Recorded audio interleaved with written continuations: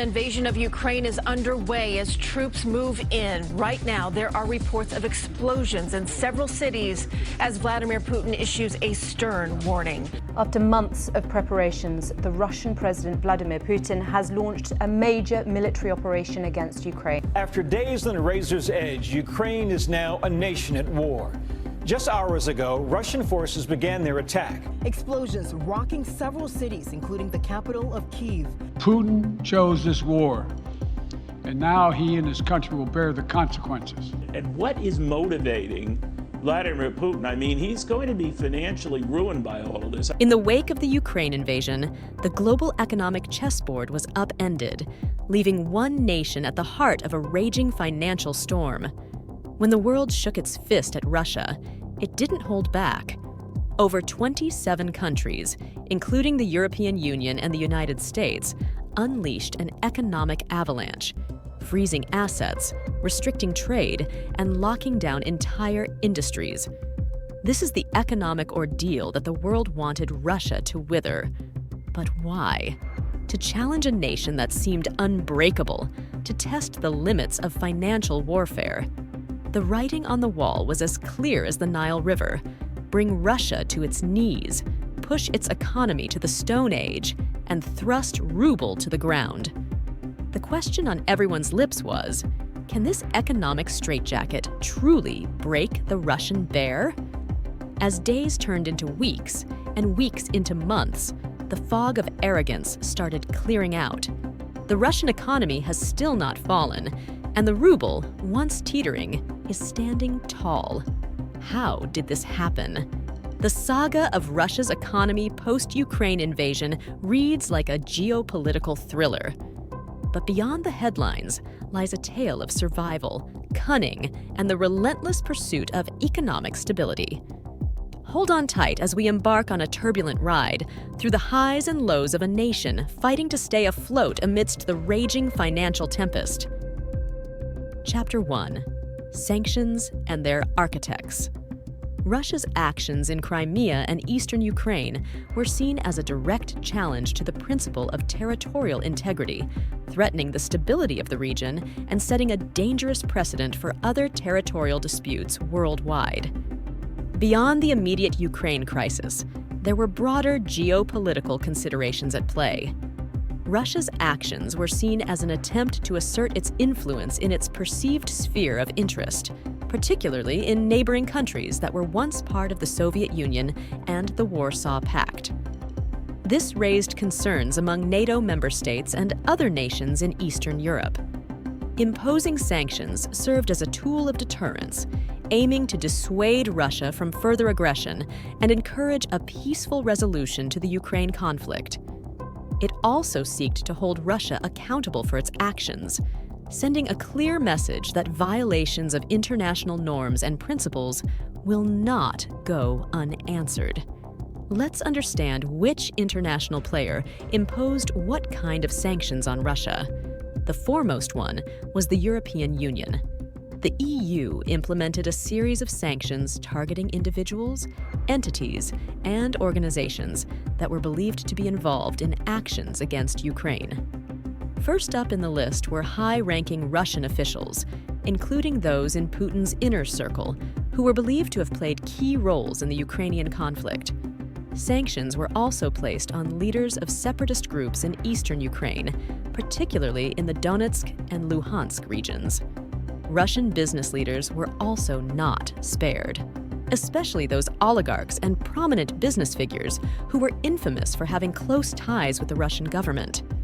The EU focused primarily on asset freezes and travel bans. This means that any assets held by the sanctioned individuals or entities within the European Union were frozen. The targeted individuals and entities were prohibited from accessing or using these assets. The United States was not behind in the sanction Russia race. The U.S. Congress passed the Magnitsky Act, the big daddy of all the sanctions. The act was named after Sergei Magnitsky, a Russian lawyer and auditor who uncovered a large-scale tax fraud scheme in Russia. Tragically, Magnitsky was arrested and subsequently died in a Moscow prison under suspicious circumstances. The act enables the U.S. government to freeze any assets held in the United States and ban the entry of foreign officials involved in gross human rights violations or significant corruption. Sectoral sanctions were also imposed by the U.S. and EU governments, targeting specific sectors of the Russian economy. Severe sanctions were placed on Russia's financial sector.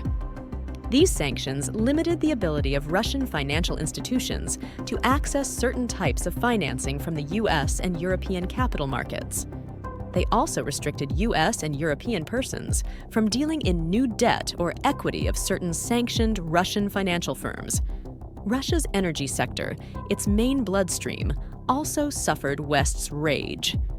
The aim of these sanctions was to restrict Russia's ability to access certain technologies, equipment, and services necessary for energy projects, particularly in oil exploration and production. Joint ventures and partnerships with any Russian company were subjected to restrictions, making it more challenging for Russian firms to access international expertise and resources. In addition to the sanctions imposed by the US and the EU, several other countries, including the United Kingdom, Canada, and Australia, also implemented their own set of measures against Russia. Chapter 2: Russia's Economic Resilience. Before we delve into the specifics of how the Russian economy stood against a mountain of sanctions, let's understand how the Russian economy is structured. The Russian economy has always stood on the foundation of 4 key sectors, the most prominent one being the energy and natural resources sector. Russia is one of the world's largest oil producers, with an output exceeding 10 million barrels per day. It possesses the largest natural gas reserves globally, accounting for around 20% of global reserves. Energy exports contribute significantly to Russia's revenue, with oil and gas accounting for over 60% of total exports. Next comes the defense manufacturing sector. Russia, in the past, was the largest arms supplier to countries such as India and China. It also maintains a robust aerospace sector, renowned for its achievements in space exploration, satellite technology, and aircraft manufacturing. The third pillar is the agriculture sector. Russia is the world's largest exporter of wheat, producing over 85 million metric tons annually. The fourth and the final pillar of the Russian economy is its technology sector. Russia is renowned for its software engineering talent, producing highly skilled developers. The country boasts a high level of education in STEM fields, producing a substantial pool of skilled workers. Now that we have explored the pillars of the Russian economy, let's delve into the anticipated effects that Western countries envisioned their sanctions would have. First impact should have been on Russia's GDP. Initially, Western economists forecasted a sharp contraction of Russia's GDP, ranging from 7 to 11% due to the sanctions imposed after the invasion of Ukraine. However, the actual contraction turned out to be significantly less. According to the International Monetary Fund, Russia's economy contracted by 2.1% in the year following the invasion. The sanctions should also have resulted in inflationary pressures for Russia. Western forecasts indicated a surge in inflation, with estimates ranging from 20 to 25%. In reality, the inflation rate did rise as expected, but not to the extent initially predicted. It is projected to end the year at around 12%, signifying a significant increase, but falling short of the dire predictions. Then there were predictions related to foreign direct investment. Projections suggested a potential fall in FDI by corporations, possibly up to 25 to 28%. Surprisingly, the decline in FDI turned out to be much milder, estimated at only 1%. The predictions related to the impact of Western sanctions were completely thrashed. Despite restrictions on imports, Russia's trade balance showed remarkable strength. The surplus for January to September stood at $198.4 billion, a substantial increase from the previous year. Russia's export income also received a significant boost, particularly from natural gas. However, saying that the sanctions did not have any impact on Russia is also incorrect. Russia is experiencing its worst labor shortage since records began in 1993. Around half of businesses are facing worker shortages, particularly in professions like locksmiths, welders, and machine operators. While Russia demonstrated resilience in the face of sanctions, there is a substantial opportunity cost. The economy is not expected to regain its 2021 size until 2025, and the level of GDP that could have been achieved in the absence of the crisis may not be reached in the next decade.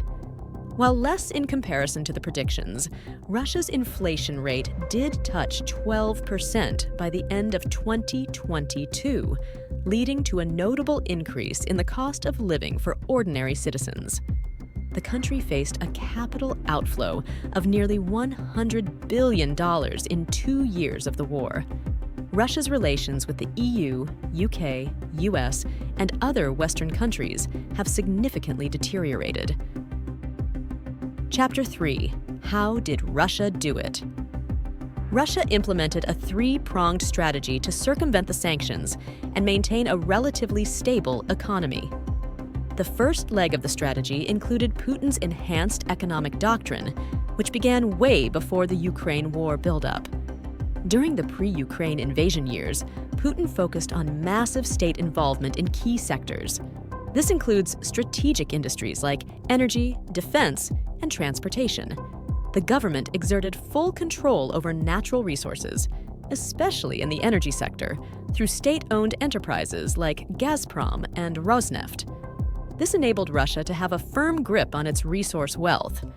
He also recognized the need to diversify the Russian economy, which has been historically reliant on energy exports. Significant efforts were made to develop other sectors, such as technology, agriculture, and manufacturing. Initiatives like the Skolkovo Innovation Center that aim to foster innovation and technological advancement were introduced, with a focus on areas like IT, biomedicine, energy efficiency, and space technology. Putin's economic doctrine is closely tied to Russia's geopolitical objectives. The establishment of the Eurasian Economic Union, comprising former Soviet states, was an example of Putin's vision for economic integration in the region. In response to sanctions, Putin's government adopted a policy often referred to as Fortress Russia. This included building up foreign exchange reserves, reducing reliance on Western financial systems, and finding alternative trade partners. Forging strategic alliances was the second leg of the Russia strategy. Russia very tactfully forged strategic alliances with countries that chose not to participate in the sanctions regime. These alliances provided alternative avenues for trade and economic cooperation to Russia. Key allies included China, Belarus, and Turkey. Let's start with Russia's strategic partnership with China. It begins with, you guessed it right, energy cooperation. Russia and China have signed multi-billion-dollar agreements for the supply of Russian oil and natural gas to China. This includes the Power of Siberia pipeline, which carries natural gas from Russia to China. Then comes the Belt and Road Initiative. Russia is actively participating in China's ambitious Belt and Road Initiative. BRI provides an alternative mechanism for Russia to access new markets and trade routes. Next in line is Russia's partnership with Belarus. Russia and Belarus share deep-rooted cultural, linguistic, and historical connections, which have fostered a strong bilateral relationship. Russia and Belarus are also core members of the EEU. This union aims to create a common market, facilitate trade, and strengthen economic ties among member states. In third place, we have Russia's hot and cold relationship with Turkey. Turkey's strategic location at the crossroads of Europe and Asia makes it a crucial partner for Russia in expanding its influence and trade networks. Russia and Turkey have bolstered their economic ties, particularly in areas like energy, agriculture, and tourism. They have pursued major energy projects, such as the Turk Stream pipeline, which transports natural gas from Russia to Turkey and further into Europe. The third thing that Russia did was the identification of alternative trade routes that bypass the country's imposing sanctions. This has allowed Russia to maintain a steady flow of goods and resources. First route that Russia identified was the Arctic Sea Route. The receding Arctic ice due to global warming has opened up new possibilities for shipping routes through the Arctic Ocean. This provides a shorter path between Asia and Europe compared to traditional routes through the Suez Canal. Trans-Siberian Railway was the second alternative route identified by the country. The Trans-Siberian Railway, spanning over 9,000 kilometers, is one of the longest rail lines in the world. It connects Moscow to Vladivostok in the Russian Far East. This railway serves as a crucial link for transporting goods and commodities, providing an alternative to maritime routes. Russia also actively involved itself in the North-South Transport Corridor, which aims to establish a multimodal trade route connecting India and Iran to Russia via sea, rail, and road. Other prominent alternative routes were via the Caspian Sea and Black Sea, leveraging Russian ports of Novorossiysk and Sevastopol. These alternative trade routes and strategic partnerships enabled Russia to bypass certain sanctions and diversify its trade networks. However, it's important to note that while these routes offer advantages, they also come with logistical challenges, infrastructural investments, and geopolitical considerations. It is now evident to say that, through this three-pronged strategy, Russia prepared itself for sanctions way before the sanctions actually came into effect. Chapter 4. An Uncertain Future. There is absolutely no denying the fact that Russia has endured the greatest economic sanctions ever faced by any country. However, if we try to zoom into the future, the odds are still stacked against Russia. If sanctions persist, and even worse, if the sanctions worsen and Russia remains isolated from key global markets, the Russian economy may continue to face significant headwinds. However, if Russia plays its cards well, there's also a probability of it emerging even stronger from all this. If Russia continues to stay prudent towards fiscal and monetary policies, if it successfully implements comprehensive economic reforms, including diversification away from reliance on energy exports, if it implements social and welfare reforms to address issues such as healthcare, education, and income inequality, then there is absolutely no stopping for Russia. Remember the saying, "When in a tight spot, do as you must." What the future holds for Russia, only time and Putin can tell.